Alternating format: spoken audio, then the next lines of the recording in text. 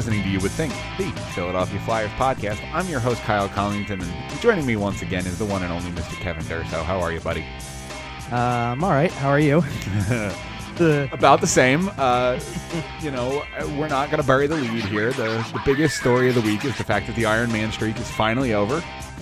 The record will not be broken right now. Sorry. What's that? Oh, Ivan Provorov's out. Yeah. So Ivan Provorov's Iron Man streak ended at, 403 games? Something along those lines? Yeah, 403. Yeah.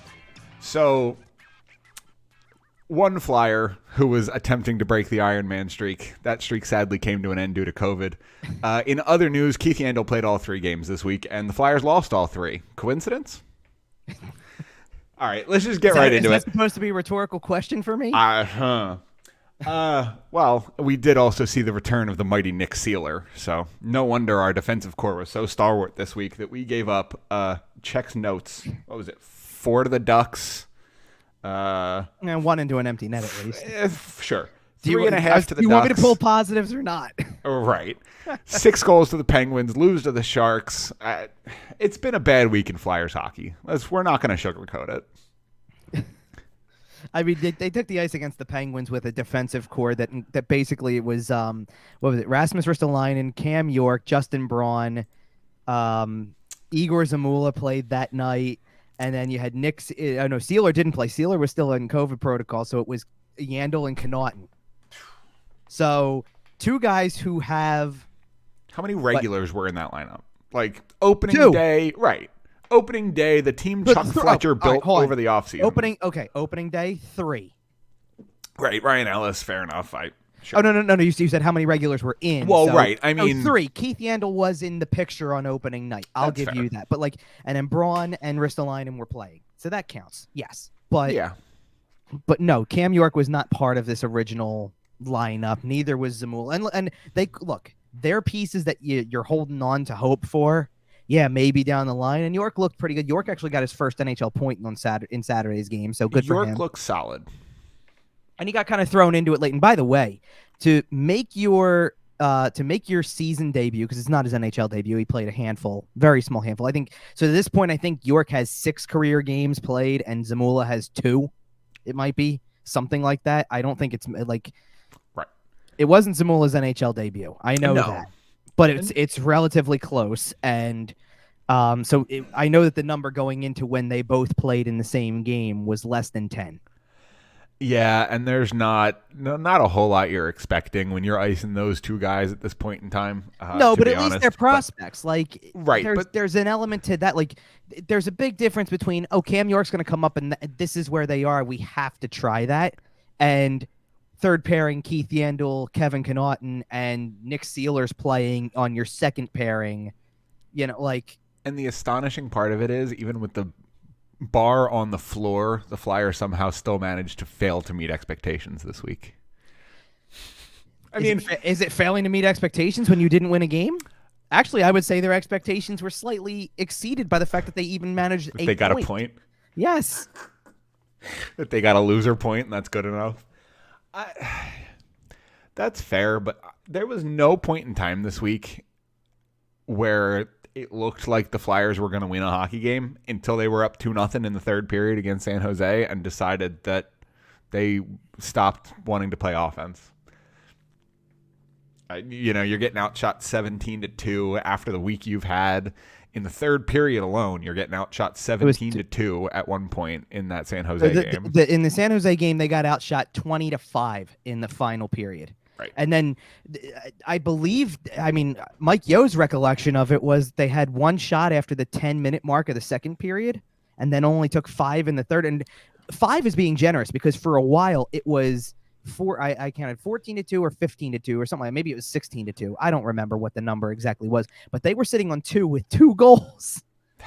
They were actually sitting on a 1,000 shooting percentage for 10 minutes of the period. A long time. They scored on their first 2 shots, and quite frankly, they probably should have scored on their first 3 shots. The Flyers' third shot of the period was the Joel Farabee breakaway. And he made an absolutely disgusting move, by the way. I don't know if you saw a replay of it. Yeah, and it was a better save. And here's the thing. Absolutely. I actually thought that when they scored the second goal, that they were actually golden at that point, kind of in a way. Like it just felt like one of those dull, boring games for 2 periods that you're going, okay, they got the first one. I'm not going to sit here and say that they're going to win based off of one goal 60 some odd seconds into the period, right? Like you can't go off that. But now it's almost 7 minutes into the period. They did score on a power play.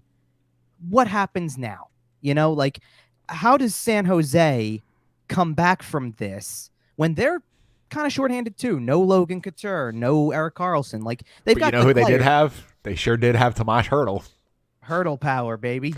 And of course I'm playing against him in fantasy. So of course he gets a hat trick on Saturday night against my team to win the game when they were up 2-0 in the third period, and I'm playing against him in fantasy. I didn't have that fortune anyway. I was more fortunate than that, I should say. I had the opponent of who I'm playing this week had Brent Burns, who assisted on all 3. So that factors in a little. But there was also an added bonus to the fact that because goals, if you're playing in the same platform that I'm using, then yes, like there's things that carry more weight. So his game winner carries more weight, right? Yeah, Tomas Hertl also won 15 faceoffs on Saturday night, so we got a whole bunch of points from that too. So he also, guy I'm playing also has Nathan McKinnon. So it's just been a bad week for me. Yeah, I hear you. Like Nathan McKinnon has 7 points in I think 2 games. I don't know if I'm playing anybody like that serious, like who's had that serious of a week. Yeah, like, I'm getting buried this week, Gabe. I don't think you listen to the show, but if you do, and I'll see you next time. I know Mike. I know we got some people from that league that do listen, but I don't think Gabe's one of them. He's a Devils fan, so I don't know why he'd be listening to a Flyer show anyway. So the fault of this team, I don't think it lays at the feet of Mike Yeo. He wasn't your head coach. I don't think Saturday night lays at the feet of Martin Jones. I think he played a pretty decent hockey game out of your backup goaltender. But things are bad. Things are really, really not good. Yeah, I mean, I don't want to start the whole show off right away with where I'm going to go with everything. But it's, I guess we can start with the 3 games that are on the ice right now that we somehow just witnessed. I mean, if you want to know my thoughts on kind of where everything is at this point, I mean, or not where everything is collectively, but like going into the games this week. If you listen to last week's show, I didn't have much confidence that they were going to be able to beat Anaheim on the final game of that road trip. That's, not really a big, like, that wasn't a surprise to me. Anaheim's been kind of hovering around top 10 level all year. Yeah, so they might make the playoffs in a weak Pacific division. Well, yes, it is a very weak Pacific, but also, by the way, one of the things that I did, with my takeaways from that game was I wrote a whole kind of section on the way that Anaheim's built their team up kind of through the draft and stuff. And they're a really fun team. And they didn't even have Trevor Zegras that night. Like, no. And without Trevor Zegras, they still attempted the Zegras. Which was like, you're sitting here going, that's a team that's loose, that's entertaining, that having fun. Well, having fun, but also come playoff time, that's a team that people are going to want to watch. Like I kind of find a lot of those in the Western Conference period right now. Like the Western Conference is very wide open. You remember a couple years ago, I think it was 2017, when the Oilers made the playoffs and they won the first round, and they looked like they were going to go on a little bit of a run. And they were just a fun team, and they were running and gunning and up and down the ice, and they were winning games 6-5. And it was, this Ducks team reminds me a lot of that, like just that loose, fun. We're going. Do you know what? You know what's interesting to me, kind of in a big picture kind of standpoint from the entire league, anyway. Tampa's very clearly been the class for a while. Like we know this. They're the team to beat for sure. But in like these last couple playoffs, where it hasn't really been completely normal. So you get Dallas that ends up there, and it was weird circumstances, and certainly very weird circumstances for Montreal to play Tampa Bay in a Stanley Cup final. But you kind of get from the other side, like Tampa's the expected, and the other side is this wild card. Like even down to a few years back, like you're talking about, the year that the Predators made the Stanley Cup final. Oh man, the Western Conference final was Predators Ducks. Yep. Like, and a few years later, it was like they weren't even making making the playoffs. To be fair, it's a pretty different Ducks team. No, it is, and it's a different Preds team now too. Here's the thing: very different Preds team, down to the guys they traded away. Victor Arvidsson's playing in LA. Ryan Ellis got traded to Philly, and they didn't get it's not like they got some massive return, Right. like to bolster their current lineup or anything. Like I look, their lineup doesn't exactly scream on paper near top of the Western Conference. No. But they're playing for each other, and they do have They're having fun.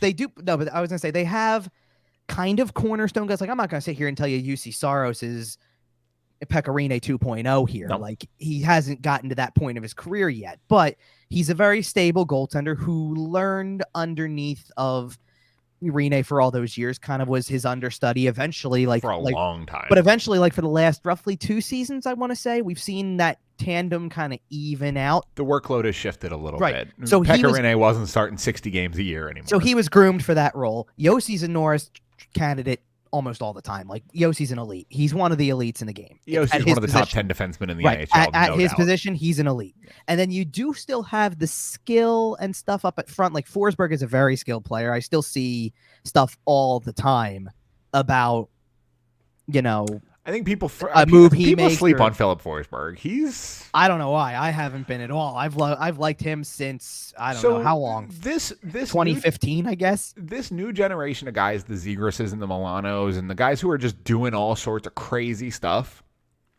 Philip Forsberg was kind of one of the first guys to start doing that sort of thing. Like, nothing crazy, but he was starting to do some innovative stuff a couple of years ago. He's the first of this new breed. Yeah, and did you see my reference to, because Troy Terry had a hat trick in that game. We're talking about 2 hat tricks this week. 2 hat tricks in the same week, and neither of one of them was a Flyer. Shocker.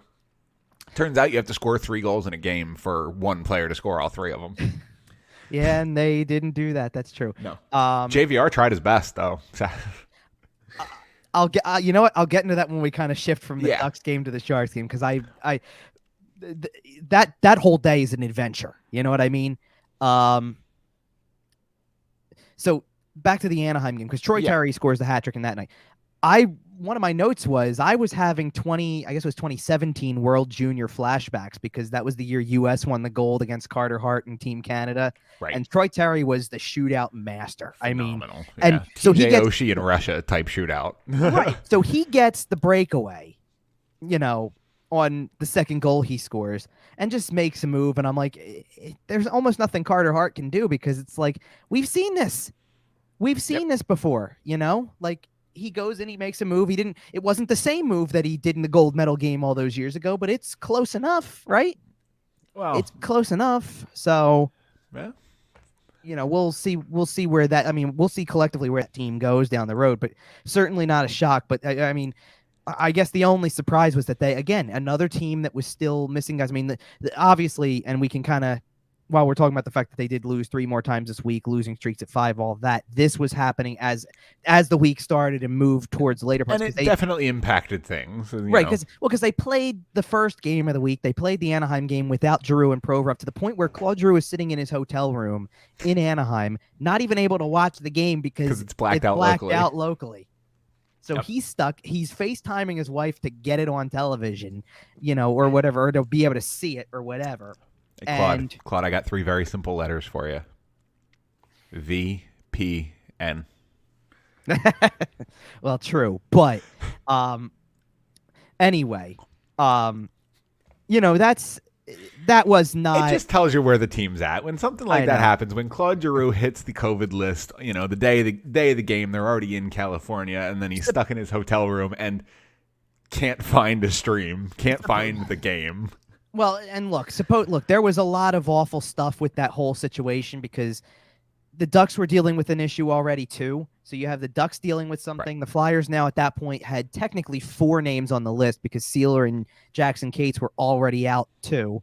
So you're already down players as it is. There was if not for the players they were carrying on the taxi squad, they would not have been able to ice a team. Right. Basically, they would not have had enough players. They would have gone short, and we've seen some teams go short this season. 10 or 11 forwards, 5 defensemen. From time to time, we've seen teams ice less than full rosters. Right. And not only that, but you've got games being postponed for no reason other than that they can't have fans there in Canada. That's frustrating. And yet there's guys missing left and right from US NHL rosters at this point and not able to put out the same kind of product. And it's like the NHL is getting exactly what they deserve for this type of stuff. If they're getting lousy games, you're getting exactly what you deserve for this. Down to the Thursday game against Pittsburgh, that the only reason that game took place with Giroux, Provorov, Konechny, Sanheim all out, and down to half of an AHL roster playing for one side, which this should not come as a shock. We saw this in Lake Tahoe last year. Right. That it was basically because the game was streamed exclusively on ESPN Plus and Hulu, and the NHL had to blow one of the their NHL had dates. to collect their big bucks. Sell your soul to collect. Time, if you include Lake Tahoe, that the Flyers have been forced into a marquee national game with not even an NHL roster, just not even close. To the point where I believe that the case for the Penguins was Jeff Carter was eligible to come back from COVID protocol that night, skated in the morning, like as a morning skate thing, with the reserves, as in we don't have to rush him back because we don't need him tonight. Must be nice. And Evgeny Malkin, who was supposed to possibly come back for that night. We don't need to do that yet. We can hold him out for another night. You mentioned Igor Zamula earlier and mentioned that he only has, I think, 2 career games, you said? Is the other one Lake Tahoe? Did he play in that game? I'd have to look him up. I went to go look him up on the... I think there's a real chance that Igor Zamula's only 2 games are these Skeleton Crew games. Well, he also played... I don't know if anybody remembers this. He played in the what would qualify as the preseason-ish, like whatever game that was in Toronto before the bubble stuff really started. He's got 3 career games. So Pittsburgh this year. What's last year? Last year might be Lake Tahoe. No, okay, he did not. Oh, he didn't play Lake Tahoe. Okay. No, he played 2 meaningless games at the end of April against New Jersey. Sounds about right. Plus 1 no points for what it's worth. So speaking of meaningless games, where do we go from here? Because right now, it certainly seems as though the Flyers might be bad enough to actually get a reasonable draft pick to kind of head towards the bottom. And we spent a lot of last show talking about Claude Giroux, and there's been a lot of talk about that this week. But so I know where you go from here. You keep going to the Wells Fargo Center. You keep writing articles for Sports Talk Philly, sportstalkphilly.com, at SportsTalkPHL, at Flyerdelphia, by the way. But where do we as the fan base go from here? It's hard to get excited about this team right now. Okay, you can say that again. I don't know where everybody else goes. I mean, you're right. I go down there and I have something to do. You have a job. I have a job to do when I go down and watch a game. You're right. You don't have to go. Nobody's got a gun to your head, but you kind of have to go. I don't think it's fair to people if I don't go because of the fact that it just makes me look as fair weather as maybe any other average fan to an extent. Like, I'm not going to just sit here and act like I was still down there watching those last handful of games in May when they were more than out of it. I mean, it was beyond. Your job is to report on the team, good times and bad. Well, right. But not just that, but like, I can't just ignore the fact that there's a game going on. Oh, I'd rather, look, could I say I'd rather sit here at home? Sure. And yeah, because at home you can drink to combat the awful product you see on your screen. I mean, I probably don't during a game anyway, but wroever, Hey, I listen, get the way the rest of the season might go. You should probably think about starting, especially these road games. Yeah.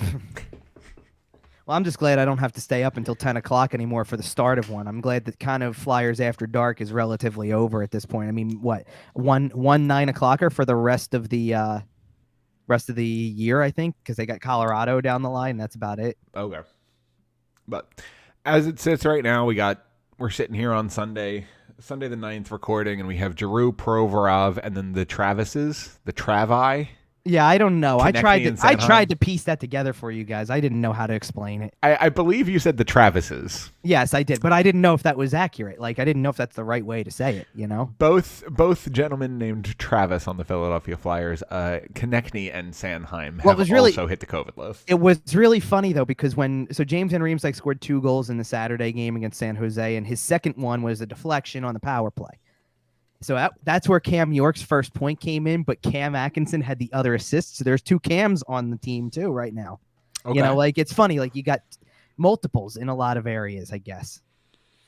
You know, for what it's worth. Listen, I mean, man, you know the team's bad if we're talking about, they have 2 guys named Cam.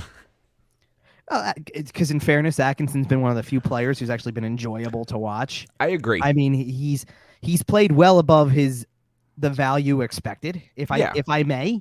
I mean, like, and I'm sure a conversation is going to happen at some point, and we might have it on this show. We might have it on a future show about Chuck Fletcher, and we have talked about him quite a lot, and if he should or shouldn't be on the hot seat.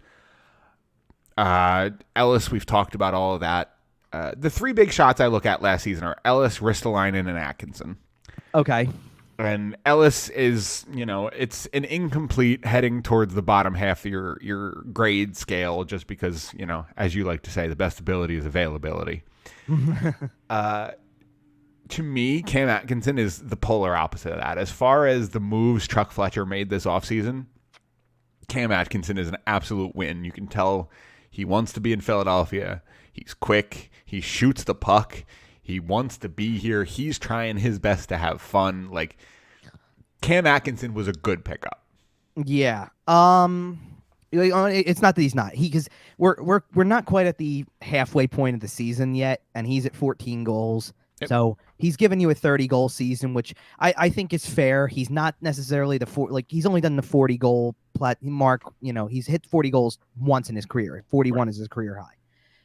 But he's been able to do he's done 35 in the past. He's definitely been able to get up in that 30 range, and I think that that's fair for him. He's in a spot where he's actually giving you more than what you should expect. I mean, I think that his pace from last season was something like 25, and he's on pace for 33 this year, something like that, or it was 22 and it's 30 this year, or something in that range. Like, it's something like that. So he's on pace for something like 9 goals more this year than he was last year. Hey, just real quick, how many goals is Jake Voracek on pace for? Oh, Jake Voracek, because he's only got 1 so far this year. But the point totals are near identical, which, in fairness, production-wise, and I had said that when the trade happened, by the way, that the deal was going to work out for both sides in the sense that they were both going to get something that had an element to it that's going to work. I honestly, I look at where Columbus is. I mean, look, I can sit here and tell you because of how much I'm down there and around the Flyers, this is not a playoff team. No, so I'm not. No. I'm not afraid to say that. I don't know if Columbus is a playoff team per se. I mean, they're in the race. I'm not going to take that away from them. It's going to be tough in the East. I think they're a playoff team if they play in the West. I think in the East. Well, because the issue in the East is this: you can go look at both divisions, the Atlantic and the Metro, and the top 3 are already. I don't want to call it set, but the top 3. If you are in the top 3 right now, you are making the playoffs probably. Unlikely to change. Let's do that. Well, see, I don't even want to say that because I don't want to bank on Pittsburgh has come up really quick on the top 3 in the Metro, so I don't want to. Have. Yeah, I know. Haven't gotten Gino back yet. Well, yeah, but I don't want to take away the fact that they're in range to change that order around. That's fair. And yet all 4 that I could mention are going to make the playoffs. Right. You're going to get 4 teams from the Metro, which means if you're going to make it as Columbus, you need to beat out Tampa or Florida or Boston or Toronto. And I think, and the thing is that Boston has recently come along far enough at this point that they are without creating any noticeable separation, just looking at point totals, they are creating separation in points percentage. Well, you heard they signed that young, exciting goalie prospect, right? Oh yeah, Tuukka. To an AHL contract, that Rask kid. I heard I think he's gonna be good one day. You can count my words on it. Said it here first. You heard it here first. He's Tuukka, only one of. I think I'm pronouncing that right. Tuukka Rask is gonna be a good NHL goaltender one day. He's only the second winningest goaltender from Finland in the NHL. And for some reason the Bruins fans still hate him. I mean, I know exactly why. It's for that 15 seconds in the 2013 Stanley Cup, but Yeah, Cam Atkinson's been good this year, and he's been above the projection typically for me. I mean, and I that doesn't really surprise me with his mentality. He's shoot first. He's He's got a great attitude. He really does. to He's put up got that puppy dog mentality. to put up with all this. Absolutely. I mean, to go, I don't want to say that he never he obviously had good times in Columbus. Don't get me wrong. I mean that series against Tampa Bay, they were flying high that series. After that, I mean they were just probably having the time of their lives, like in terms of playing and things like that. But he kind of comes out of that situation. They're not. I mean, that's not a bad team. Last year anyway. I mean, like that's not a bad team. And Right. yet he's going to go to a new situation, and it's kind of been it has kind of been exactly what we all thought, which was it's all or nothing. It really is all or nothing for them. And like I said, I don't know if they are a playoff team per se. I mean, they're in the race. I'm not going to take that away from them. They're in the race, and they do pull together some really good results from time to time, but I keep looking. I want to go see if I can pull it up really quick to see exactly how Boston looks at this point, because Boston is at 38 points, 35 is Detroit, 33 is Columbus, Philly, and New Jersey. And Columbus is the only team of the four that I mentioned below Boston that has is modestly close to the number of games that Boston has played. Right. Like Boston's at 31, at least Columbus is at 33, and you go, that it could relatively even out. It's not outrageous to think they're still within shouting distance of Boston. Sure. But the other thing is that when you have that many, like when you're a team like Boston that has games in hand, if it's only 2, that's not a lot to say. They could lose both as easily as they could win both and extend it by 4 points. They could also miss out on the 4 points, and the margin is still as we see it. Right. For Detroit to be 4 up on them in games played, but 3 points back, that's not favorable. You have 8 points waiting there. That's technically, I mean, you're realistically looking potentially at double digits. Right. You know what I mean? In points. The Flyers are looking at double digits in points. New Jersey's looking at double digits in points. The only team that actually comes relatively close is the fact that the Islanders are 12 points back of Boston, but also have 3 games in hand on them. To say, hey, listen, we could get 6 of the 12 back and be 6 back, and all of a sudden they're in it too. And that's, Yeah, the playoff race in the East is going to be interesting. The reason the playoff race in the East is going to be interesting is because of the fact that it is basically one spot for maybe 4 teams. Yep. Because I don't know if the Islanders can get really back into the race. It's tough. It's a challenge. They're really behind the 8 ball here. Teams that are where they are right now, as we are sitting where we, I mean, like, unless they turn into the second coming of the 2019 St. Louis Blues, then they are not going to make the playoffs probably, because it's really hard. If anybody's going to do it, it's a Lou Lamoriello, Barry Trotz team. Well, I don't know what Lou Lamoriello is going to be able to do to try to fix that. Like they've got a lot of players. It's a veteran team. They don't exactly have a ton of youth that's coming through. Right. And some of those veteran players are just kind of maybe hitting the end of the road. I mean, I don't want to say it like for everybody that they're all peaked at what they are, but like it is a team that there's not a whole lot of development left there. Well, and it's a team that lost Jordan Eberle in expansion, and that's for a Seattle team that didn't exactly draft all of the low hanging fruit that was there for top players. They certainly took a reasonable player from the Islanders. I mean, they took a guy who helps right away. Absolutely, and that's why they took him. Well, sure, you can't blame them for that. Oh, if he's there, you take him. Absolutely. And in fairness, did the Islanders have much of a choice? No, because when you're trying to protect as many guys as they had, you got to protect Barzal and Lee and they didn't want to pay a first and a third, right? Which is what Seattle was allegedly charging. Exactly.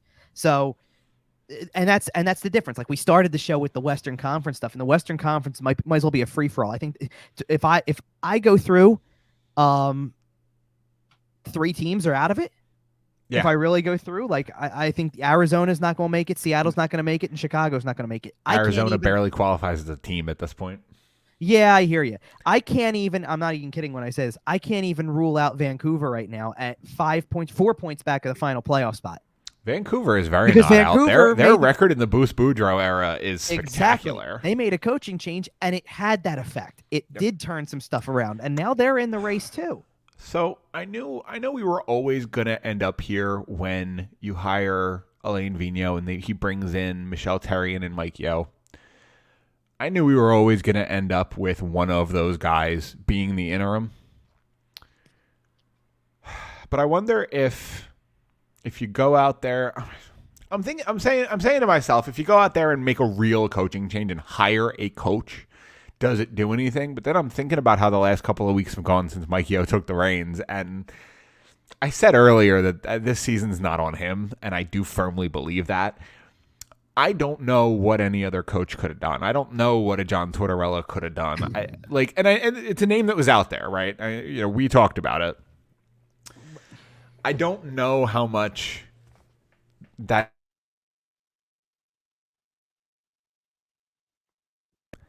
Yeah, I don't know how much that even matters. Like, it just. Well, while we're at it, I'm switching this over because what you're saying starts this segment. Yeah, it does. Because I've been sitting here the whole show and I've been thinking about it, and it's hard. You've to been say thinking about it. I've been thinking about it for a week. I know. I wrote stuff down. It's hard to say it's Mike Yeo again because he took the reins halfway through. He didn't have the team. I get it.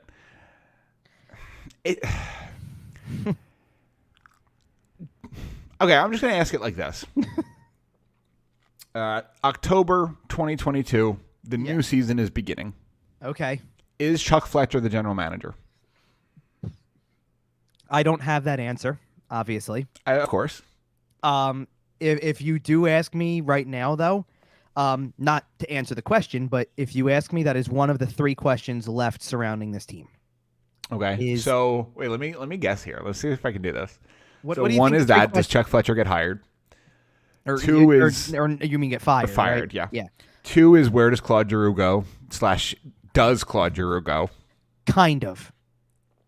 Okay. Because I'll give you credit for it because the second question to me, and this is question number 2, is who makes it through the trade deadline. Okay. It's a broad spectrum trade deadline picture because truthfully, I don't know the direction they're going to take right now. It would be easy to look at the way they're playing right now, to look at the losing streaks they've had. Now you had one of 10, you've had one of 5. So you sandwich together. What did they do? They won 3 games in a row, lost a game in a shootout, and won another game to start to put together points in a row, kind of like it was. By the way, your next 5 are Hurricanes, Boston, Rangers, Islanders. So this could very easily be another 10-game losing streak. By the way, well, the Islanders are going to be the X factor. I think it's another 8-game losing streak waiting. But if that's an Islanders team that looks at the playoffs and thinks they have a shot at making it, they're gonna beat you. Well, let me check something really quick for them because there's another element to this that's going to be really important, and it's the fact that they have barely played. I mean, This team has barely played in the last month. Yeah. So they are currently scheduled to come back and play on Thursday against New Jersey and Saturday against Washington. So they'll have plenty of time to warm up before they come play the Flyers. Bingo, before that home and home. So they might come out and maybe not look the best against New Jersey, and Washington's certainly in a pretty decent spot so far, but maybe not, But by the time you get to Monday, Tuesday, and they're playing their 3rd and 4th games in like 5 or 6 days, they're going to be rolling. Exactly. Yep. And so here's where I'm at with that. First of all, so that was the second question. That's where I was trying to get back to. So the second question is who makes it through the deadline, and I don't even know if there's a good answer to it because they're gonna look at the standings and try to defend the fact that they're in the race. I know. Well, and they're going to. It's what they always do. And that's why I don't necessarily think that Chuck Fletcher's going to get fired. Okay. This is where I think that this is where I don't agree, but I don't agree with the way that I think it's going to go down, which is this. I think that if he's not the guy you're going to stick with, then you need to do this. I don't want to say as soon as possible. Well, I don't want to say as soon as possible, but you better do it before you get into the heart of trade season. Because if someone's going to start to dismantle this thing, then that should be the person who's also trying to build it back. The last thing you want is a situation like the Edmonton Oilers had a couple of years ago where their GM signs Mikko Koskinen into a 3-year, $4.5 million a year extension. Right before Chiarelli got fired? And then gets fired the next day. You cannot have that. That is an unacceptable circumstance to happen here. That's Peter Chiarelli for you, though. Right, but tell me you can't see something like that happening here. No, I see it being worse, which is I see Chuck Fletcher being the one who's in the GM's chair and in the driver's seat at the deadline, who has to decide kind of whether or not they still think they can go for it. Do I general manage for my job? I don't even know if it's general manage for your job, because here's the problem with that, what you just said. Does general manage for your job mean do whatever you can to still see if you can help the team? Which I know we agree that it's probably not the right answer, but general manage for your job means general manage to win as many games as possible down the stretch. Whether or not that is the correct answer for the team, I think you and I both know that we probably wouldn't go that direction. But okay. Chuck Fletcher's not thinking about the future of the Philadelphia Flyers. Yeah. Chuck Fletcher is thinking about his future with the Philadelphia Flyers. I don't see any reason why he shouldn't be. Right. So why, if you're Chuck Fletcher and you're within theoretical shouting distance of a playoff race, why would you do decisions that you and I both agree would be correct decisions, right? Why would you fire Rasmus Ristolainen and Keith Yandel into the sun? Like, why would you do those things? These are guys who you brought in to theoretically help you make the playoffs. And look, you're theoretically close to making the playoffs. Why would you get rid of those guys? Okay, so let me counter with that a little bit, because you're partially right. Why would you go to the deadline if the goal is win as many games as possible, try to make the playoffs, all that type of stuff? If that's your goal, then yes, you're right. Why would you voluntarily trade away Claude Giroux? Why would you give up on Rasmus Ristolainen? And why would you do those things? Well, and that has to be your goal. Hold on. Your fire Keith Yandel into the sun thing to, like, why would you do that if you're trying to win games, is because if you actually want the goal of winning games right now, I think that's actually a legitimate move. Oh, you're right, man. He's like atrocious. Be realistic here. You know, down the stretch, I'll give the Flyers not credit, but like I'll sit there and I'll go, you know what? Some of the games that they probably won down the stretch last season have a lot to do with the fact that they had traded away Eric Gustafsson and couldn't employ him. Like, think about it. Like, if you can't employ the guy anymore, and I don't look, I know that we all know what the goal is at this point for Yandel for the foreseeable future until it happens. It's get to the record. We know that that's the goal. And listen, partially in their defense, they can't even ice a team that takes him off the ice because there's nobody else you can do. I mean, you could look, I know there's people out there that are going to argue, why not play Zamula over Yandel, you know, when clearly he's like, at least we would like to see Zamula over Yandel. Yeah. It doesn't matter, though. They're going to play the guy who's been around the block for how many years has Yandel played? 15? Right. And like you mentioned, your coaches, either Alain Vigneault or Mike Yeo, have only really had the option to scratch Keith Yandel a very small handful of times. Right, because, well, and the biggest reason is Ryan Ellis. Yep. I mean, if Ryan Ellis is healthy, then you're changing your tune a lot. I mean, my issue here, what happens? Was he 8 games away from the record? Something like that? 8, 9 games? So. He's within 10 games. I know that for a fact. Yes, he is within 10 games. I've kind of lost count because of the fact that, I mean, honestly, these games are all blending together for me. He's going to play in a game and he's going to tie the record. And then he's going to play in the next game and he's going to beat the record. If he's still in the lineup after that,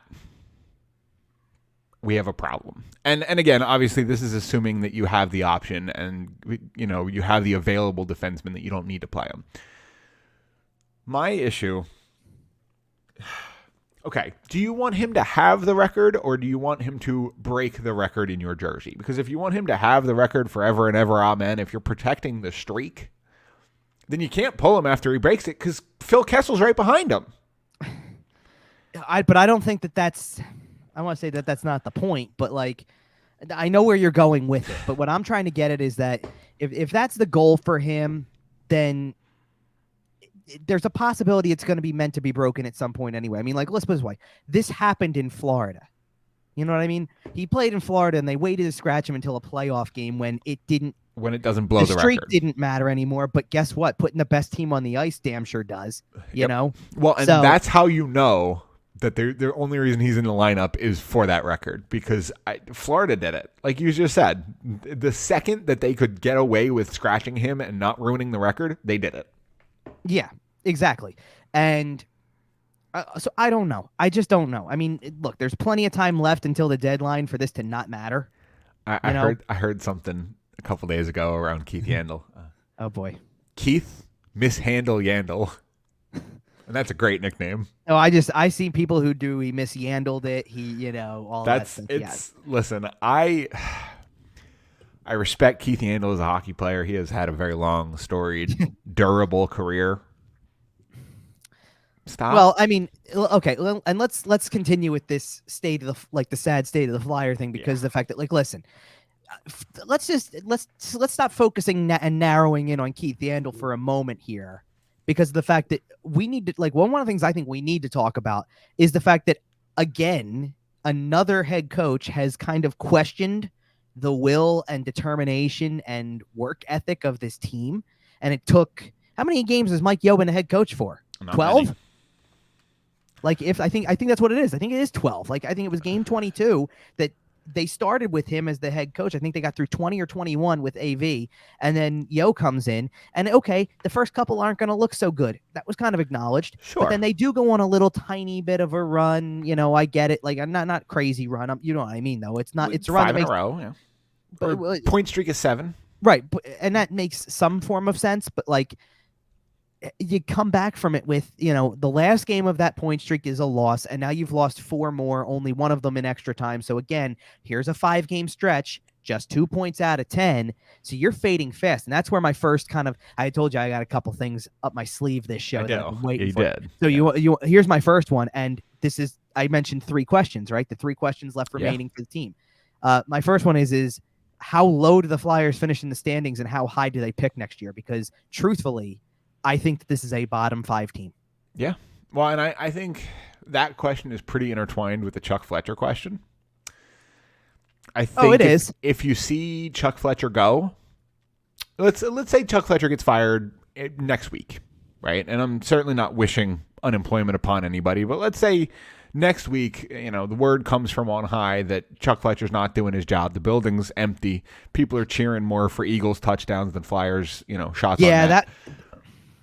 Because I can't say goals because shots on net. Yeah. At a certain point, the building's going to empty out. It's and I know it's starting to. I've heard that things were a little bit light on Saturday for a Saturday night game, and you can write that one. One time you can write that one off as there was an Eagles game across the street. I get that. But eventually the building's going to start emptying out. You're going to see $8 tickets on StubHub still sitting there when the game starts. And when that happens, when Comcast has a financial reason to step in, maybe you see something. And if that happens, I would like to see whoever comes in for the rest of the season to tear it down. Everybody with a year left, gone. Everybody with 2 years left, maybe gone.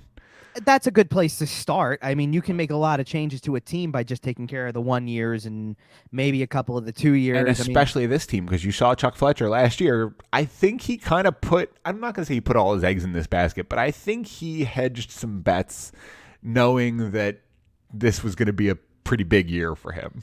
So this is all right. So this is part of where I'm at with this, and again, I want to continue down this road that we're on because of the fact that.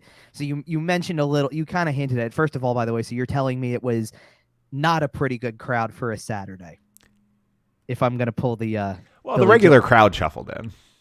I don't know. I wouldn't go that far. Can you get me a tonic and gin, please?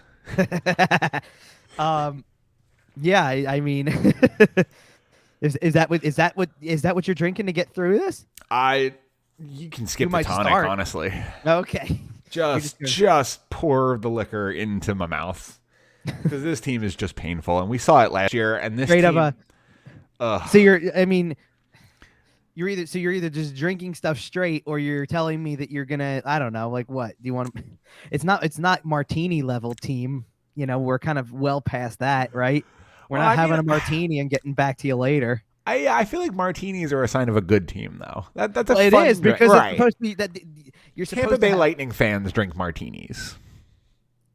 Actually, there was, I forget where I saw this, but there was a thing where John Cooper was doing an interview and he's having a drink while doing it because that's the whole point of the show that he was on. Right. And he just had straight Canadian whiskey, which is I think that sounds to me like.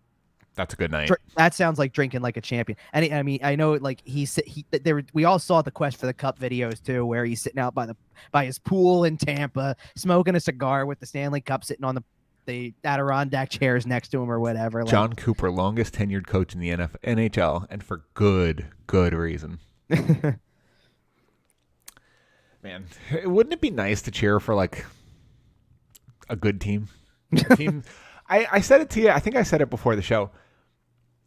How many times can we watch a team finish between 7th and 10th in the conference? How many times can we watch a team pick 15th and pick Jay O'Brien? No offense, Jay. Like, how many times? How much longer? Okay, last season we had a conversation on this show when things were bad. And one of the things you said was they've changed the coach, they've changed the GM. It's finally on the players. And over the summer we saw some of that. We saw Chuck Fletcher change a decent amount of the personnel, right? You trade away Jake Voracek. You lose a lot. You change the team dramatically. Here we are, and what do we change now? I mean, if we fire the GM, we're just starting it over again, right? Like, we've talked about untouchables, and you and I both had Carter Hart and I believe Joel Farabee as the only two that we shared. I can't necessarily part ways with Joel Farabee that easily. I don't know that it's off the table. But here's the problem: I'm not going to trade a player to try to get somebody who I think is going to make me that much better right now. Like, there's nobody on this team, maybe outside of Carter Hart. I'm not talking about getting better right now. I think fire has burnt. You have to start it over. No, I know, but that's what I'm saying. I don't know that there's a player on this team that creates a blockbuster deal setting that changes some things up like that. Like, I just don't know. And the bigger concern to me, and this is, I guess I'm getting into the stuff that I started to jot notes down on because of the fact that this is where it is to me. I mean, look, okay, I go down there and I genuinely enjoy, you know this, I genuinely enjoy what I do. Yes. Not many people get to sit up there. Obviously, it's I call it a privilege every single time I get to go, all that type of stuff. And, you have a passion for the game and for your role within the game. Right. And I like to sit there and say that really, and I mean this, I like to sit there and think that hockey found me, not the other way around. Like, and I say this meaning, I went to school for this type of stuff. I wanted to write about sports. I wanted to cover sports in some way, all that type of stuff. But when I got into college, my interest was baseball. Like, okay. I really wanted to stick to baseball, to be honest. And, I'm on with Sports Talk Philly. I'm doing all that type of stuff. I am writing probably more baseball stories than I am anything else because that's what it all started as. And then as it opened up and we can write football and hockey and basketball and all that type of stuff. So I go and I pitch in where I can with football and hockey because I do watch them. So I'll try to help out and also that. But really, like, hockey, the hockey section of all this is what really took off because of opportunities. It was nobody, to be honest, I certainly know the game as much as I try to, and I continue to try to learn more and more as I go. And so that means I should be able to help out in that area. I do know, like, I definitely know the basics of the game. I know how to follow it. I can continue to expand on it from there. But then also, that's where the opportunities opened up. I get out of college, credentials start to come into play. I'm able to try to go down. Sure. Look, if you want to go and do something like that where you're actually attending with a press credential, you go where the opportunity is sometimes, whether Absolutely. It's your top interest or not. They could have told me go cover the Sixers, and I'm not the biggest basketball guy, and I would have said I'll do it because of the fact that I want to. It's experience and exposure to something. And yep. Right. It's experience. It's a credential. It's all that type of stuff. Exactly. So I was like, fine, but let's see. My point is that at the same time, like, okay, that was the opportunity, but there's enough things that I have in my history, and I've, we kind of dive into, we both have, we dive into personal stuff with our, with our lives, how we got to this point, why we do the show, right? Yeah. Okay, so there's an element of it to me where I go, it's no coincidence that I'm sitting down here at 40 some odd hockey games a year or 30 some odd hockey games a year, depending on how the season goes and all that type of stuff. And I've got home movies that my parents have of my dad putting me on ice skates when I was 2 years old. And I've got a picture of my dad played men's league when I was born. So He's basically roughly the same age that I am now, and he's playing in men's league. I'm just born, and Is my that weird to mom, think about? yeah, a little actually, and my mom made a actually because she knows how to sew and do all that type of stuff, made a jersey that looked like my dad's jersey, and I'm sitting like there's pictures of me. I'm talking about weeks old, and I'm sitting in a rink, an ice rink. That's awesome. Like, so I think it's like, and that's almost an understatement to say it's kind of in my blood. Like I've come up with this, and one of the things that I definitely hold, and everybody who watches this show or watches anything else that I do, the appearances on 97.3, all that type of stuff, you see the setup that's behind me. You see it's pretty much unchanged for the most part. It stays relatively, Pretty cohesive consistent. and consistent throughout. So one of the things that you notice is that you should see a picture that's behind me of somebody who I consider a hero in our business. And I assume you're talking about Doc Emmerich because the other I am. picture is a little obscured at the moment. Yeah, well, that's the By the way, if thing- you're listening, you can see these images on our YouTube channel. If you just search "You Would Think," we'll pop right up on YouTube. Make sure to check us out over there. We're putting all our episodes And up I, every week. and I moved out of the way briefly so people can see the other picture, because the other picture is the best game I've covered so far.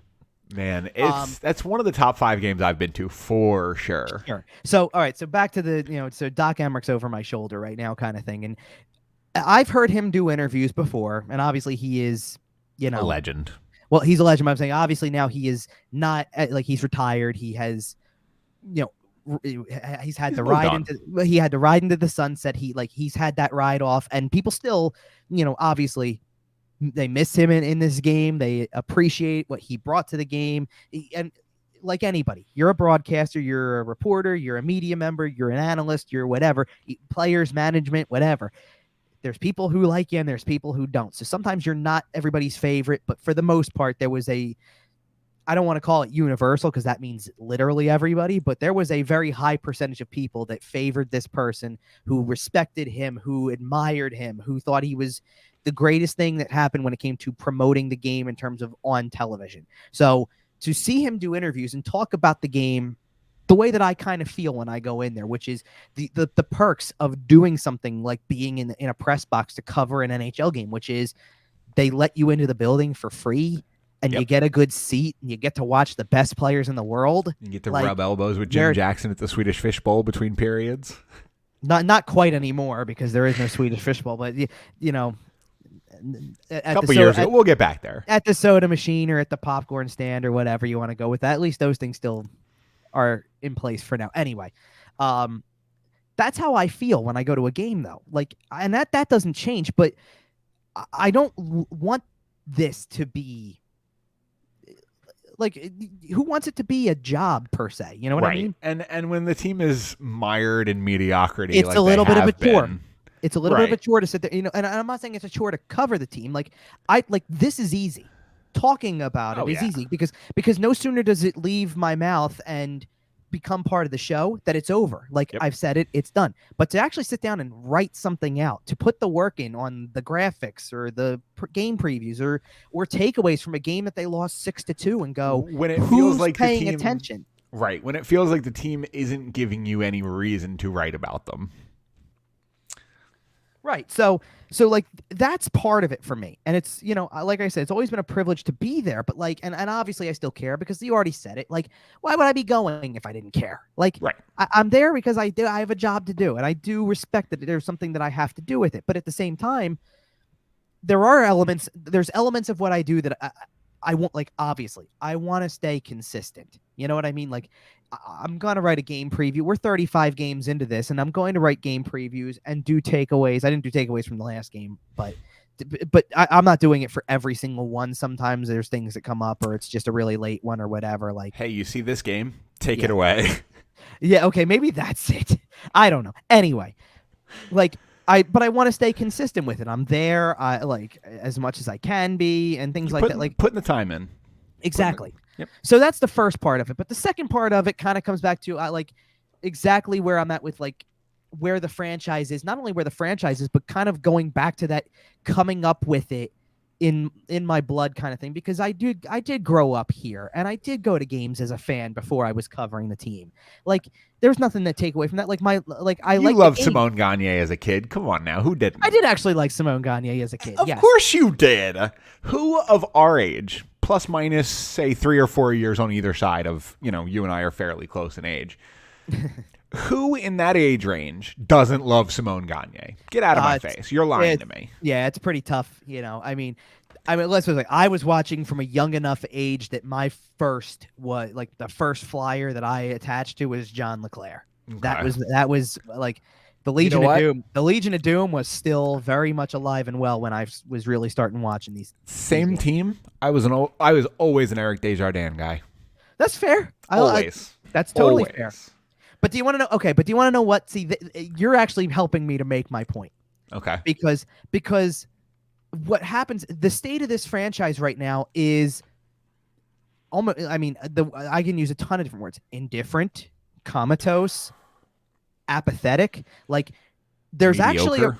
mediocre is how you describe what they're doing results wise. I'm talking about, like I said, people are coming down to a game on a Saturday night. The building is maybe half full, and I even said that might be me being generous, to be honest, but it's maybe half full because on that particular Saturday night, it is not just a Flyers home game in town. It's an Eagles home game too. And whether or not the Eagles game has any meaning or not, it is no different than any other Saturday, Sunday combo NFL weekend that's out there, right?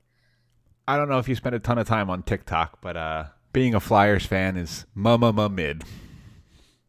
And if you spend time on TikTok, that's very funny. So you're welcome. Okay. But either way, just everything about it is just it's painful to be a Flyers fan right now. The sad part is you just flat out said we're relatively around the same age, and I'm just sitting here going,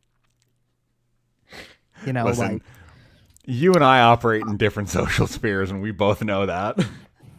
I don't even but okay, I'm really glad that you brought up said platform though, because what I think that management and I mean business management of this team feel like they need to do is cater to the TikTok, Instagram, Gen Z type of group of people, and this is not a diss on people who spend time on those on social media or whatever. Sure. I think their goal though is to we need a gimmick. We need something that's quirky and different, and that gets people to do it. Because we talked a lot about Anaheim earlier. They have that. They have that TikTok energy, right? Zegras and Milano and Troy Terry, and they're just a good, fun team that's having a good time. That's their gimmick. That's their bit. But see, here's where I'm at with this. You would almost think that management of this team. You would almost think. Well, you would think. I Sideshow. But yeah, I guess. But I'm saying, is that what they're thinking in their minds? That people who come to the games are the generation that is literally and I'm actually going to demonstrate for the video crowd here. Are the people who come to the game and are like this the entire time? Yeah. That's what they've got to cater to is who's on their phone all the time. So who wants to then pull out their phone, go, hey, look, the mascot's doing this, blah, blah. Because that's really the whole world revolves around the mascot right now, all that type of stuff. But this franchise has had a monumentally bad year, not in terms of on ice play, but the amount of different things we can come up with from not just saying yet another coaching change or, oh, is the GM in trouble or whatever with the players and all that stuff. But how about we already touched on it on recent shows, the dog at center ice, the bags over the heads. Now you you just flat out neglected to acknowledge during a home game that it is your founder's birthday. Yeah, unacceptable. As if to say, scrub it away from history. It doesn't exist. Although, you know what that does do? Forgetting Ed Snyder's birthday. You know what that does do? That gives me confidence that Paul Holmgren isn't as involved as I thought he might be. I hate people who send me comments that I see comments that go fire. And literally, I'm going to refer to it in this way because this is how these go. Sure. Fire, insert coach's name here. Fire Fletcher, fire Holmgren. Holmgren's not really hired by the team anymore. A senior advisor is a honorary position for a person who's semi-retired. Yeah. Come on. I know, and I was making a joke because I've talked a lot about Paul Holmgren on this show. It lets me know, because if Paul Holmgren was in that office every day, they're not forgetting Ed Snyder's birthday. Oh, I know. You know that I don't. I basically, there's never a reason for me to get frustrated with you because you hear me and you're understanding where I'm coming from. This is for everybody out there. We got a pretty good vibe at this point. We've been doing this show together for a while. Yeah, going on what, 2.5 years? Something like that. It's been a minute. We A whole pandemic. Well, yeah, didn't we came in I came in kind of 2019, The season right? leading into the pandemic. Right, 2019 started 2019. Okay, Yep. yeah, that's about right. Joel Farabee's entire NHL career. Oh man, That's how I remember it, anyway. Yep. Right? Right, but that you know what? That's why I wanted to bring up Anaheim, by the way, because they have all these fun players. The Flyers have probably one player as fun as half of Anaheim's roster, and it's Joel Farabee. Cam Atkinson maybe Sure. a close second. But is anybody else on this team having fun? I don't know. I mean, Keith Yandel's not. Kevin Hayes isn't. We know Kevin Hayes isn't. And to be honest, I don't really blame him for the season he's had. He had a very difficult offseason. no, and all right, so let me continue with where I'm at with this whole thing at this point, because the fact that you didn't bother, they didn't bother to mention the founder's birthday, all that type of stuff, right? Like, all that. What they don't understand is that they think they've got to cater to people like you, and I'm in the media, so it's not exactly the same, but I'm using myself to say age range. Right. They think they got to cater to people like you and me, to college age kids, to high schoolers, to anybody else below. And to an extent, the ones below are probably if we're getting below high school level, you're probably not anybody who doesn't have cable. Well, anybody who doesn't have, yeah, but just in general, that's just kind of the age cutoff I'm using, because anybody older than us probably still has cable. Everybody else and younger is just gonna go cordless. Kind of, but I wasn't gonna go I wasn't going that far with it, because where I'm going at it with is okay, the age group that's between that's probably a little bit older than where we are, maybe just shy of having you're either in that age range where you're just shy of the whole big time adulting, as I guess we would say, where it's marriage and kids and all that buying type houses, of stuff. having buying kids. house. Right. Please slow down for me. I mean, I'm doing all of it. So the only thing I'm not doing is having a kid right now. I am trying to find a house, and I am married. So I'm already halfway. I'm already halfway into this. You're I got already one foot in the door. Yeah, you already got one foot in the adult life. Exactly. But then I go below that, and I go back to college age, go back to high school age. Anybody who basically can, and start there, because anybody who can get themselves down to the game, and then go to that early 30s-ish range. Everything does seem like it needs to be a gimmick. And the problem is that what they don't realize, and again, Dave Scott hasn't had his hands on this long enough, and all these people who are up there with them, what they don't realize is that and here's the best way for me to, I guess, dive into it. What did we do when there was no games? Oh man, I have Well, what did we blocked do? those. I have blocked that somewhere out of my memory. But we did some brackets on Twitter. Okay, right. But what was the subject matter? All time, we were going through the history. We were doing all sorts of stuff. We did a whole bunch of stuff, if you remember. What specifically are you referring to? You said the magic word. History. As in, who are the great players in this franchise's history? What were the great games in this franchise's history? As if, not to say we were trying to educate people. We were trying to relate to an audience that we knows about these games. We were trying to put it out there as a vote, as if to say, hey, remember what the games bracket. I think that the final, if I'm not mistaken, the final was the Red Army game against JJ Daigneault, right? Or something like that. Or was the Stanley Cup game or something. It was something like that, right? But the point is that how many people who listen to us were probably not alive for it. We weren't alive for it. Okay, so you keep talking about the gimmicks and what they need to do to kind of keep people engaged as we move forward. Do we need a gimmick, or do we just need good hockey? Well, that's what I'm saying. Yeah, that's what I'm saying. Does Tampa struggle to sell out the building? Does Toronto struggle to sell out the building? No. Now Toronto has the best of both worlds, because Toronto's got a history. They've got a history. Toronto is almost doing it right as compared to the Flyers, in the sense that, let's put it this way. Well, Toronto, until the first round of the playoffs, but well, no, but here's what I mean. Long Stanley Cup drought, so they haven't won in forever. Longer than the Flyers. 67. Right, longer than the Flyers, but they've got a history that people remember, that they honor, that they do pay some form of heritage to, if you will. And they've got a good team on the ice. They've got Austin Matthews putting up a piss pot full of goals every game. Yeah, but regardless of if it's one guy or not, the point being, that's what you build. Like, you've built the whole thing around. You have a legacy, you have a today, you have a future. The whole thing is in one big package for you. Whether you've won like Tampa has the last 2 years, or whether you won last one in 1967, there's a reason people keep coming back to your games. Your building's still full. And it's not to say that people aren't still coming back to Flyers games, but it's almost like now the point of going to the Flyers game, and this is, I was listening to some different people talk about this, I've heard this on radio, I've heard this on, different various other outlets, things like that. When you go to a Flyers game anymore, how many things are there that are kind of meant to be there to distract you from actually watching said game?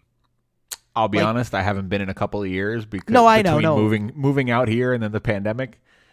But in fairness, it's changed. Right, I know it's changed pretty dramatically. I've seen a lot of the stuff. And I'm saying in terms of remember a couple of years back, I think it was actually the same season that we just referred to that we kind of all started all this, which was the 2019-20 season. Yeah, the first season with all the renovations when they blew out the concourses and made them actually walkable. Yeah, right, but also they had the rage room. They had all that. The rage room is apparently gone. I found out. I didn't realize that was a thing. I'll be honest with you. I don't remember hearing about it after about the first dozen games or so. Well, there's a reason. There's two reasons for it. One is eventually they did away with it because, yes, post-pandemic, it's kind of hard to keep having people go in and do stuff. But also, the team started to get good during that stretch of games. People didn't care about that anymore because they wanted to sit in the seats and watch the game. Right. So, but I want you to think about what I'm thinking about at this point is that how many it's all about building lounges and Revolutionary Row that's up at the top, which is, yes, you've got one big row of seats that are really balcony level. It's a great viewpoint, don't get me wrong, right. But behind all that there are couches and lounge chairs with fireplaces and bars, and the sports book is up there, and of course you've got Gritty.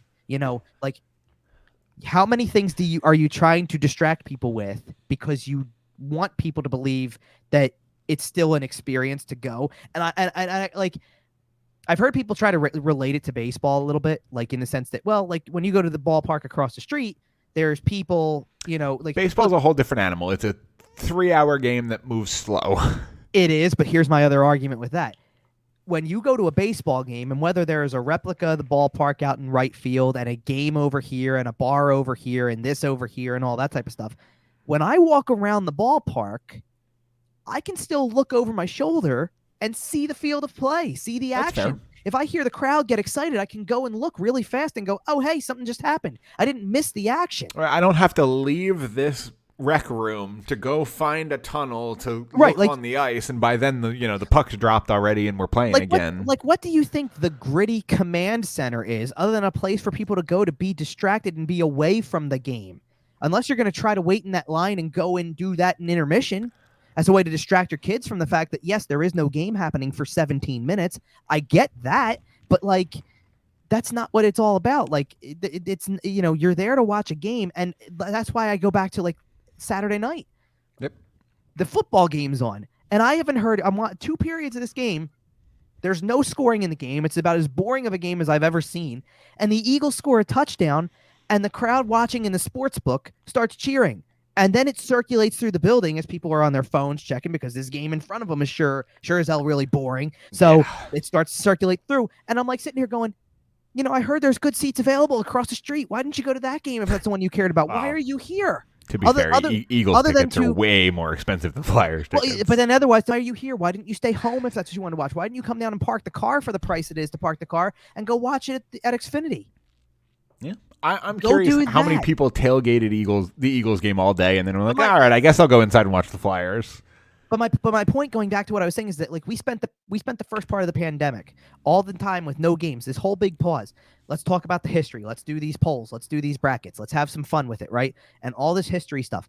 And again, me doing this show, covering the team, all that stuff. I like this sport because it is in my blood. I gave those 2 examples for myself, but I also give the examples of, my parents got married in 1987, smack in the middle of a playoff run. They were married for maybe a year, maybe a month into June, and they're at a Stanley Cup final game against the Edmonton Oilers, arguably, as we did with some of the NHL, One of the greatest teams of all time. arguably the greatest team ever. And the Flyers fall behind 3-0 and win. I think I still have the early 2000s Red Wings as the best team ever, but those late 80s Oilers were definitely up there for sure. But they go down 3-0 in Game 3, come back 5 unanswered, win the game. And it takes me to not necessarily when I went to my first game per se, but I was 12 years old and my dad comes in and says, guess what? We're going to a playoff game. Nice. And the preparation that comes with that, which is, listen, it's going to be loud, it's rowdy, it's crazy. Like he's preparing me for what a playoff game is like in in front of a Flyers crowd, right? That this is what it's going to be like. And I still remember all the details of this. It's 2004 Stanley Cup playoffs, which we all know was a really great run. Second round, Game 1, Toronto Maple Leafs. Like, you can't script this any better to put legendary original 6 teams, second round. So it's not even early playoffs. Now you're one of 8 left. Right. Game 1, set the tone for the series. And it's the first period, and Tony Amani scored the first goal of the game. And I've never heard the building louder than that ever. Yeah. And the argument for me, like, this is where I go with this down the road, is I remember that, and I took what I learned from my dad, and therefore, and generations before. Like, how many people who sit there and go, it's a grandparent. Like, my uncle was a season ticket holder, like, for over 40 years, right? And is no longer at this point. But, you know, how many people in our age range or younger that they think they need to target with distractions and gimmicks and other things that you can do besides actually watching the game, learned about the game from grandparents or parents who are going Broad Street Bullies, 1987, Brian Propp, Dave Poulin, Legion of Doom, you name it. Like, how many people learn from that? But the thing, like I said, I don't think the gimmicks are necessary. I really don't. I don't think you need the smash room. I don't think you need, No, blah, that's blah, my blah. point. Right. All you need to do to get us in the building, to get us paying attention, to get us passionate about this team is do something. But they pick don't. A direction. But they don't want to. Right. Even if, and I think you and I both kind of agree, that to do anything significant in the playoffs, it's going to take a little bit of pain first. And we're talking a couple years. We're talking Detroit Red Wings, but of 2 or 3 years ago, Buffalo Sabres, maybe not quite tear it all the way down to Arizona Coyotes, but tear it down. But you're getting really close. Like, and I'm not saying like in terms of tear it down, because tear it down is extremes. Like, in terms of building a roster, and if you got to have something left that comes through, that's why I keep saying, like, Carter Hart, Joel Farabee, like, someone's gonna make it through the whole thing. Like, and here's the thing, though. I don't know if Carter Hart's gonna make it through, because we've talked about it before. I think he's too good a goalie. I think he's gonna win you too many games. I think there's a real argument.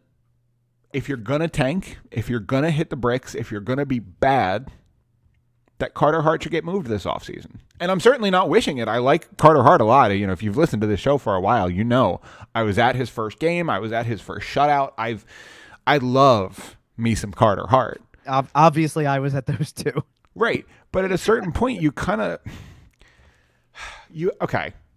hoping that he's willing to sit and be patient, kind of like, and I know we're talking about Anaheim a lot here, kind of like John Gibson has been patient in Anaheim. And when they tore it all down a couple of years ago, when they lost in the playoffs, and they decided to tear it all down, and Getzlaf was still there, but Perry was going, and they were really kind of starting to move away from the old school Ducks.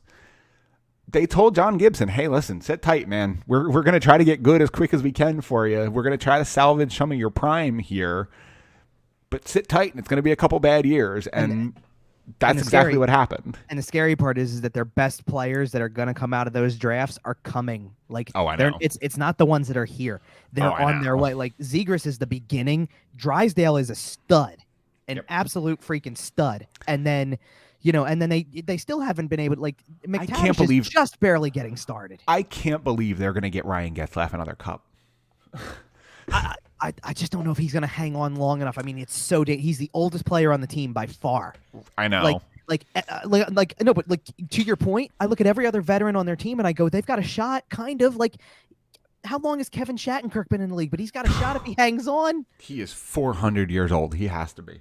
He's not. Do All you know right. how old he is actually in grand scheme of things? He's Is he like 30. 33? Yeah. Oh my God. Like he's not even that like crazy old. But my point being, like, and I just explained this. Like I just said this. We're hitting that age group where where adulting becomes a big part of it and stuff like that. Yeah. Like we're kind of out of the group that they really are trying to hit with the gimmicky kind of stuff, I guess, in a way. Right. I mean, we're getting to the age where they're going to try to sell us season tickets rather than single game. well, I'm not worried about that per se, but anyway, You know what I mean. But like where I'm at with this is that this is where I'm coming from. Like, okay, I'm married now. I'm building the future as it goes, kind of thing. It's a little bit challenging in the middle of all this. This was well documented. I didn't we didn't get married in front of a lot of people. We actually we didn't have the party for a year. Like it's a little weird, and so therefore everything else is a little weird, right? Like buying a house is a little weird. There's no easy way to do it, that kind of stuff. But we don't have kids, and I don't know whenever we do. Maybe you never know how it goes with these things. Maybe they share your interests. Maybe they think your interests are stupid. It could be one or the other. If they do happen to share interests, I will be thrilled. Like I'm an open book when it comes to this stuff. Like if I have a kid who is interested in this particular sport, I am an open book about the history of this game, why I like it, all that type of stuff. But the sad part is that the stories I'm going to have about going to a Flyers game, a playoff game when I was 12 years old and experiencing that building, you're not going to have anything from your young adulthood. No, it's not even that I'm not going to have anything from that. That feeling of walking into a building, feeling the energy before you were even in the building, because you're outside. They used to do the block party thing. Yep. Right? You're outside. You're walking around. It's a gigantic party. People are screaming and hollering and yelling, and they're ready to go. And it's 3 hours before the game starts. It looks like an Eagles game. Right. It looks like people tailgating an Eagles game. I'm worried that particular mindset, that feeling that everything around the franchise is dead. That era might be dead. I'm not even worried. No, I'm not calling it an era. That's like the era is long since dead because of the fact that this was still pre-lockout type stuff, and obviously post-lockout was very different. The rules kind of changed a little bit, salary cap, all that type of stuff. It's a new era, and you have to adjust. And it's not like they were bad. Like they had a bad year in the middle of that. We all know that they had a really, really bad year, but they really quickly course corrected, and it was big off season, make some savvy trades, get some new guys in here, fresh blood, and that team goes to the conference finals the next year. Right. And 2 years later, that team makes an incredible run to a Stanley Cup final, and they look legit. They still look legit. They did look legit for what? How many years out of the lockout was that? 6, 7 seasons out of lockout? A while. They had one really bad year, and the rest were kind of like regular playoff appearances, regularly there, regularly making, just about every other year, it felt like they had a shot to make a run, right? Yeah.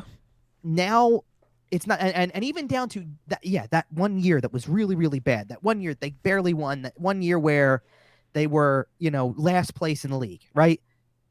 That team still had Jeff Carter, Mike Richards, youth. Claude Giroux was in the system. Like, you knew it was going somewhere. Like, you had guys. You had a direction. Even though you were bad, you had a direction. You had some young guys. You had some talent. You had a core that you were building around. And then you signed Ilya Brizgalov, and the wheels fell off. Yeah, but look, there's people who argue it was Chris Pronger's injury. It was, and that's nothing more than a stroke of bad luck. Hindsight 2020. If I could hop in the DeLorean, I'm not signing Brizgalov, and I'm just riding Bobrovsky. But again, that's a hindsight 2020 thing. At the time, Brizgalov, I don't know if it was a great signing because goalies are crazy, and signing them for $1 billion is never going to work out well. But hindsight being 2020. That's probably the one change I would make to fix the last decade, to fix the Claude Giroux era. I don't. Yeah, I hear you. That's where I am with this. Is like at this point in time, I've got nothing more to say on where they are. Like, they're not a good team. We know this, and it's one thing to have a bad team and show that you care, show that you're going to go in a direction like. Yeah, if they not regularly made off seasons like last one like this, but if they had something in the future that you knew was coming, if they they're never the worst. You know what I mean? Like they're never the worst team in the league. Exactly. Where they need you to feel pick like a direction. Right, where it's a few bad years, but there's a sense of direction that it's going to turn eventually because you're building towards something, and that's the mindset. And that's why I kept saying, if they would just admit that, for the next few years, bottom 5 type stuff. you'll come out of it better on the other side for that. Like you I really agree. will. And that's the thing. Like there's people who think that what I'm trying to say when I talk about them being a bottom 5 team is, well, then so you're saying blow it up, tank to the finish, that kind of thing. And I'm like, no. Like what I'm actually saying is like blow it up is a relative term. It's not really a good term to use because nobody out there really blows up their whole team. Let's be real. But you can certainly start by looking at either the expiring contracts and trade what you can and keep the rest that you can't. And Buffalo did a out. pretty good job blowing it up in the McEichel year. that team was bad. Yeah, but they still had pieces from like those last few years of their previous run, so they had stuff worth moving. Like right now, this team doesn't have anybody, not nobody who's worth moving. They got Claude Giroux, obviously, and that's why and that's why I kind of brought Carter Hart up, because if you're gonna start getting those premium picks, sometimes it takes something like that. But Carter Hart is the type of like, and it's same. I agree. It's where you go when you really want to blow it up, and nobody out there is going to say that. That's my problem. Yeah, that's full blown scorched earth. Right, but that's my point. Like, I'm not saying blow it up, but like, I don't think this team is going to have to try to be a bottom 5 team. I think they're just going to be that bad that they will be there. Like, they're I think they're 8th from the bottom now, or there's 8 teams behind them. At least 3 of them are knocking right on the door. Like, it's not going to take long for them to be like 6th or worst, and then you just start riding it out. And I agree. And we already talked about a couple of these. Like we were pre-show with when they play Chicago, when they play, they've already played the 2 against Seattle, and they played the 2 against Arizona. But any games you got left against Montreal or Ottawa, or when you do play Chicago, who you haven't played yet, holy smokes, that's like sweepstakes games. Right. Like really, that's like draft lottery sweepstakes games. Yep. Well, that might be your title. Maybe. Draft lottery sweepstakes games. Sounds like a new game show. Welcome to 2022, everybody. No kidding. Well, we promised that as this season kind of drags on, and I can already tell you that this season's going to drag on, we're going to try really hard not to make this show depressing and come on here and say the same things every single week and blah, blah, blah. And we're going to try to mix it up. And if we have to start talking about the rest of the league, we will, because the team is just too depressing. Like, we will absolutely do that. I know we talked about Anaheim for a little while today, and you might have to get used to hearing some NHL talk here on You Would Think. And I can guarantee you that like late April, we'll be shifting into that for good. And for a couple months. And that shift might start as early as next week. We talked earlier, this might roll into a little bit of a 5-game losing streak. And if that's the case, I don't know if I can talk about this team again. But we will determine that next week. And get ready for 8. Yep, there's a couple games this week. We didn't even really talk about them that much because the team doesn't really seem to care. We will be back next week to talk about them. You can find this show next week where you found this one. It's everywhere. Facebook, Instagram, Podbean, iTunes, Spotify, Google Podcasts. I think we're on Pandora. We got a little bit of listenership from Pandora, so that's a fun one. We're all over the place. We're everywhere you can listen to podcasts. Yep. Make sure to follow the show on Twitter at YWT Podcast. Follow Kevin at Kevin_Darso. Follow at Sports Talk PHL and at Flyerdelphia for your updates over there. Yes, please follow me. Keep making my job worthwhile at this point. I got 2 more this week. 2 more. Hey, and if you're excited about the Eagles playoff run, make sure to follow at Sports Talk PHL for your coverage over there. And is it at Eagledelphia? Do we have one of those? Let me make sure I get it right, because believe it or not, the just straight Eagledelphia was taken. I think it's Eagledelphia, PA. Okay. So I do want to share that because that's actually a good idea. We don't normally just because they're heading to the playoffs, and my God, I don't want to talk about the Flyers anymore. So we might as well throw out the Eagles coverage link for you in case you want to see a team that actually has a chance of winning some games here. So we're gonna vamp for a second until Kevin finds that, and then that's gonna do it for this week's show. We will be back. I will say this: what we are temporarily, and again, we recorded on Sunday night for a change, right? So most of the football games are over. I guess they're gonna wait until the Sunday night game is over too, to officially announce what time it is. But there's a very decent chance that the Flyers are playing the Rangers on Saturday night. Now, the Eagles are not going to be home, right? Like we already know this, so there's no traffic nightmare. There's no conflict, right? Oh, but that was certainly a traffic nightmare. Wow. Let me tell you right now. But outside we got a traffic nightmare. Inside we have a hockey nightmare. So sure, but that was only because of the fact that the NFL moved that game. They didn't have to. So yes, it is Eagledelphia, PA. So Twitter. follow Eagledelphia, PA over there on Twitter, and you know what? I think that's about it for us this week. Like I said, we'll be back next week to talk about whatever hits the ice over the next week. So until then, potentially players coming back from the COVID list at least. There's, it started on Saturday, but I believe they didn't have practice on Sunday. I believe Giroux and Provorov were testing today. okay. So maybe we got our fingers crossed. Maybe they'll be back. That's a little something. Yep, we got our fingers crossed, and until then, we'll see you.